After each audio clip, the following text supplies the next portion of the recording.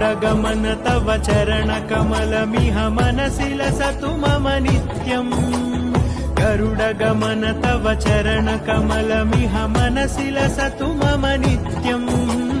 मनसि लसतु मम नित्यम् मम तापमपाकुरु देव मम पापमपाकुरु देव मम तापमपाकुरु देव मम पापमपाकुरु देव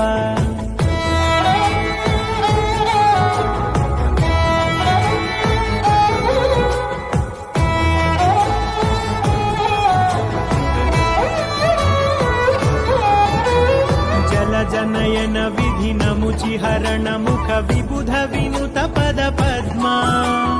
जल जनयन विधिन मुचिहरण मुख